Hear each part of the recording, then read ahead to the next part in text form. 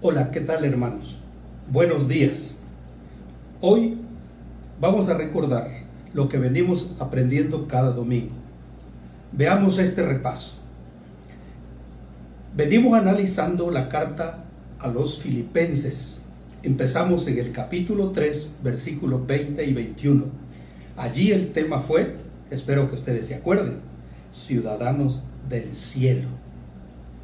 Y aprendimos que como ciudadanos del cielo estamos esperando al Salvador, a Cristo, y que cuando Él venga nos transformará. Posteriormente vimos 4, versículo 6, Filipenses 4, 6, y le llamamos el remedio eficaz. De tal manera que aprendimos que la oración es el remedio eficaz para combatir las ansiedades y los afanes. Y posteriormente vimos la paz de Dios, que va mucho más allá de nuestro entender. Y esta paz es la que guarda nuestros corazones y nuestros pensamientos como ciudadanos del cielo que somos, es decir, todos los creyentes en Cristo Jesús. El día de hoy, mire lo que vamos a ver. El versículo 11, Filipenses 4, 11. Mantenga la Biblia allí. Y dice así: no lo digo porque tenga escasez, pues he aprendido a contentarme cualquiera que sea mi situación. Cualquiera que sea mi situación. Es interesante esto. El tema de hoy es vivir satisfecho. Veamos un poquito el contexto de lo que significa la palabra no lo digo porque tengo escasez o porque tenga escasez. ¿Qué significan estas palabras para nosotros? Por supuesto que la carta a los Filipenses toca muchos temas, Pablo, pero específicamente aquí, en esta parte que estamos analizando, Pablo está hablando de las dádivas de los filipenses, las dádivas. Recordemos que Pablo está encarcelado en Roma, está preso allí y escribe esta carta, y en esta parte del capítulo 4 agradece a la iglesia de los filipenses por un donativo que esta iglesia le envió a Pablo para suplir sus necesidades. Sin duda que se entiende que esta iglesia tiene un profundo celo misionero. Apoyan el ministerio de Pablo, por lo que Pablo mantiene una relación más íntima con esta iglesia que con cualquier otra. Esta iglesia es la iglesia que está preocupada por los misioneros, por sus pastores, y parece que Pablo está gozoso porque al principio del capítulo 4 vemos que él dice claramente, si ustedes notan y toman su Biblia en este momento, específicamente en el versículo 10, dice: en gran manera me gocé en el Señor de que ya al fin habéis revivido vuestro cuidado de mí, de lo cual también estabais solícitos, pero os faltaba la oportunidad de cuidar de Pablo. Noten ustedes, hermanos, y lo quiero decir ahora, porque esta iglesia de los filipenses es una iglesia que, bueno, gusta uno de decir: oh, yo quisiera estar en esa iglesia pastoreando, porque Pablo no está con ellos. Es decir, Pablo no es su pastor inmediato, pero la iglesia tiene este celo misionero, y Pablo dice: porque ustedes cuidan de mí. Y podemos decir que parece ser que por esa es la razón que Pablo está contento y está satisfecho y está gozoso. Pero sería un error interpretarlo así. Dice Pablo, no lo digo porque tenga escasez. ¿Qué significa esto, hermanos? Muchos ojos, aguas, porque Pablo está hablando de dinero. Sí, está hablando de dinero. Y Pablo aquí dice escasez.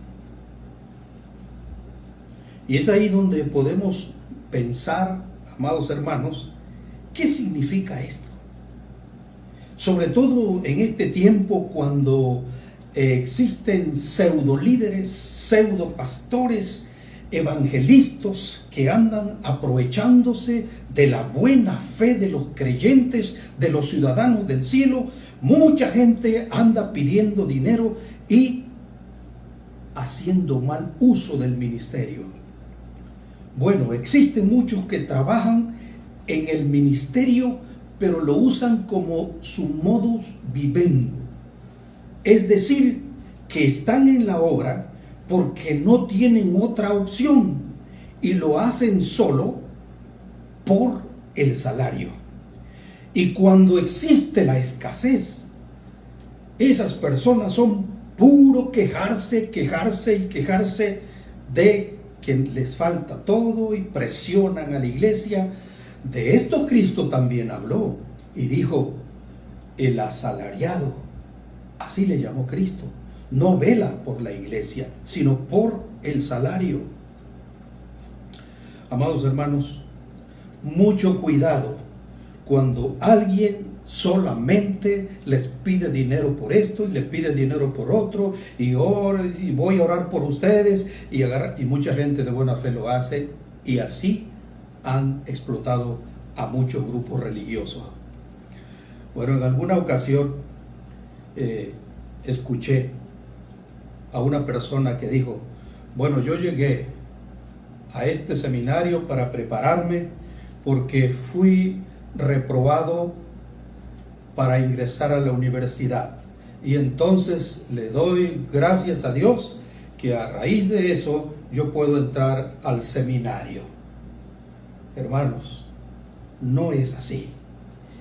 Pablo, el caso de Pablo, no era una persona que reprobó en el mundo, que fracasó en el mundo y que por esa razón se vino. Pablo era un graduado, ya era una persona profesional, educado a los pies de Gamaliel. Era una persona versada, aún tenía un doctorado. De allí Cristo lo llamó. Pablo no vino como un fracasado del mundo y venir aquí para servir. No, no, no, Señor. Pablo es el hombre que dejó aquello para servir en el ministerio de todo corazón, en la abundancia y en la escasez. Por eso Pablo dice aquí, no lo digo porque tenga escasez. Miren, hay que notar una cosa importante.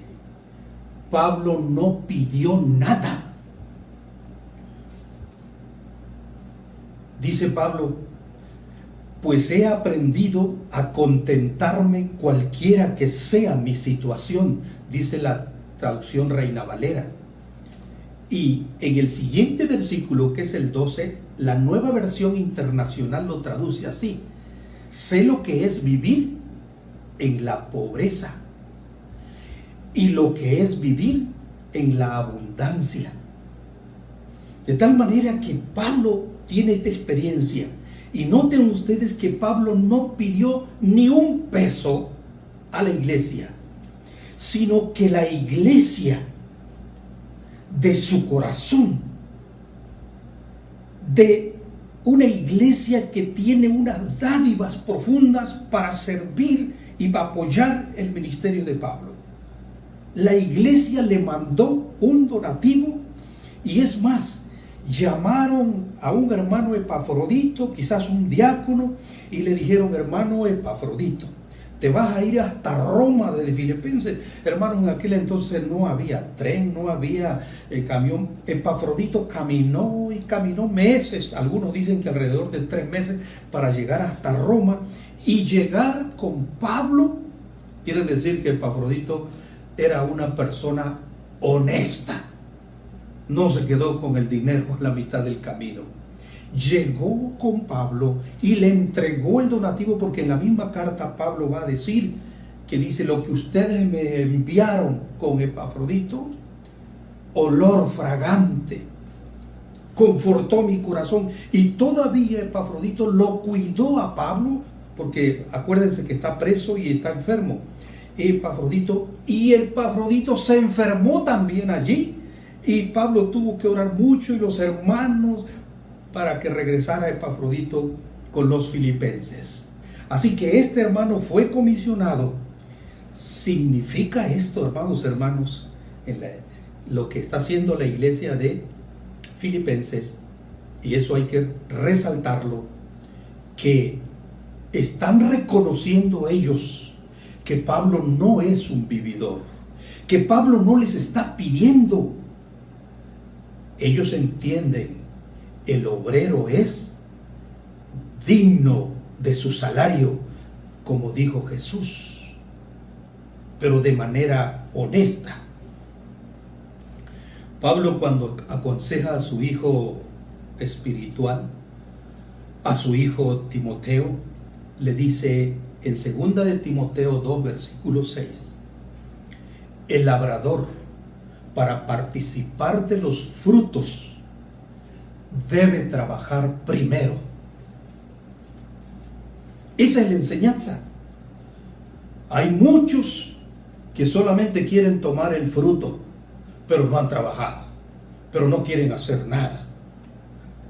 Es interesante: para participar de los frutos hay que trabajar primero, hay que sembrar. Esto es interesante decirlo, porque Pablo no está pidiendo, sino que la iglesia lo está apoyando en su ministerio. La tercera cosa que hay que notar, que el gozo de Pablo no es porque le suplieron su necesidad material. Y hay que considerar también que Pablo es un hombre de carne y hueso. Podía alegrarse, emocionarse, porque le dieron un donativo. Es un hombre que siente placer y dolor. Es un hombre sujeto a pasiones semejantes a las nuestras, con necesidades, con angustias, con aflicciones, porque no es una estatua. Pablo sabe lo que es pasar aflicciones y pasar necesidades.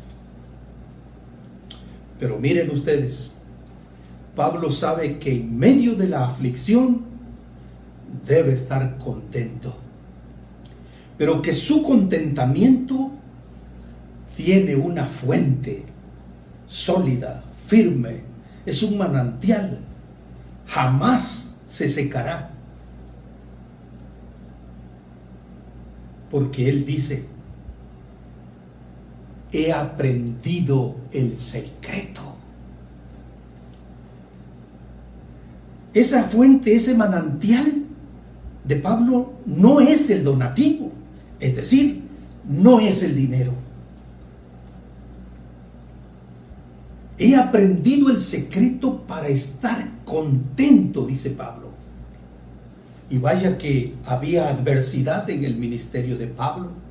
Había pasado hambre, aflicción, sufrimiento, tortura, sed, cárcel, frío, desnudez. Todo esto pasó Pablo. ¿Cómo no recordar cuando lo metían a la cárcel y al calabozo y en lo más profundo, y le ponían el cepo en sus manos y en sus pies, que son como grilletes que aprisionaban totalmente? Todo esto lo vivió. Y todavía está preso al momento de escribir la carta a los filipenses.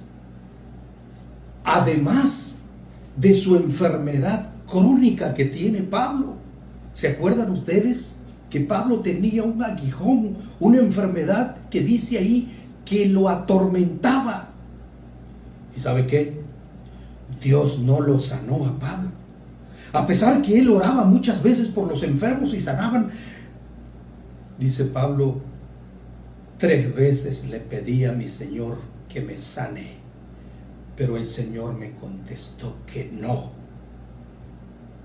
Y le dijo: Pablo, bástate mi gracia.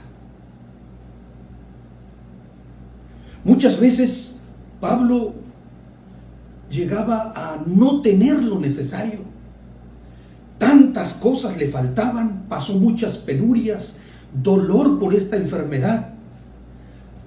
Mas nada de eso lo privó de su contentamiento. A pesar de eso, él dice que está saciado. Como lo dice aquí, no lo digo porque tenga escasez. He aprendido a contentarme cualquiera que sea mi situación.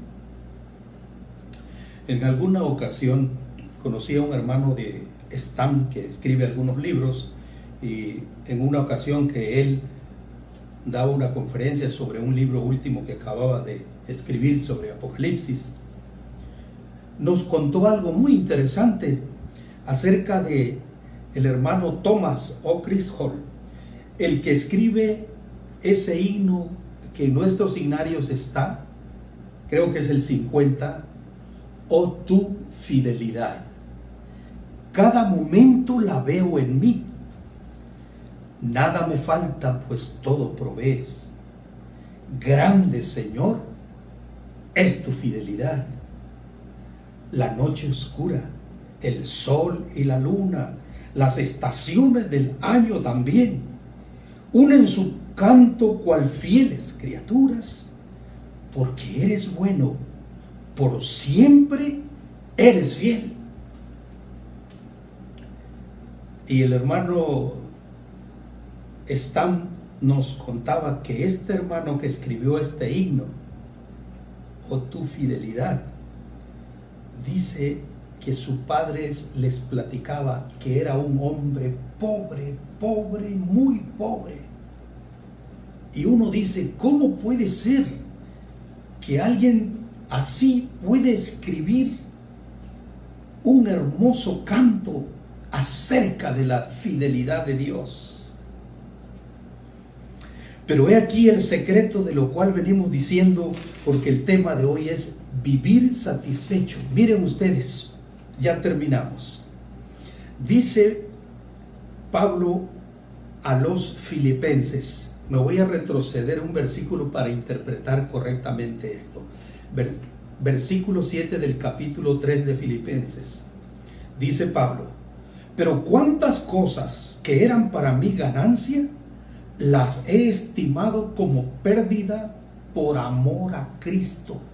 Por amor a Cristo. Hermanos, ¿cuánto amas a Cristo? ¿Lo amas? ¿Qué tan enamorado estás de Cristo? ¿Cuál es tu relación con el Señor? Porque Pablo, hermanos, era un fariseo de fariseos, perseguidor de la iglesia, pero cuando Cristo lo derribó de su vehículo en que venía, sea un camello, sea un caballo, un burro, una carreta, dice que lo derribó y cayó Pablo y le dijo, Saulo, Saulo, ¿por qué me persigues? Esa es la conversión de este varón que ahora sabe el secreto de estar contento. De ese que transformó su vida, su corazón, ahora él entiende que todo lo demás material es como pérdida por amor a Cristo. Porque siente que Cristo lo ama a él y él se volca también a amarlo y por eso anda haciendo la obra. En el capítulo 3, versículo 8, o sea, el versículo que sigue dice, todo lo tengo como pérdida por la excelencia del conocimiento de Cristo Jesús. Ahí está la llave, ahí está el secreto del contentamiento. Primero, amor a Cristo. Segundo, por la excelencia del conocimiento de Cristo Jesús. Hermanos, ¿y cómo vamos a tener ese conocimiento de Cristo? A través de la palabra. Meditar en la palabra, reflexionar en la palabra, estudiar la palabra. Oh, hermanos, con tristeza a veces decimos que algunos en toda la semana ni siquiera se preocupan por agarrar la palabra, la Biblia, el Evangelio, para leerlo nada. Por lo cual les exhorto, hermanos, para que se acerquen más y más a la palabra de Dios. De tal manera que concluimos, el secreto para vivir contento, aún en medio de las crisis, aún en medio del encierro en que estamos hoy, porque si alguien sabe de encierro es Pablo, porque estaba preso cuando está escribiendo esta carta. Nosotros apenas llevamos para 2 meses y ya no aguantamos. Pablo estaba preso ahí por muchísimo tiempo. El secreto de vivir contento, hermanos, es amor a Cristo y conocimiento de Cristo. Amén, hermanos. La gracia del Señor Jesús, el amor de Dios el Padre, la comunión y consuelo del Espíritu Santo sea con todos ustedes. Amén. Dios me los bendiga, hermanos.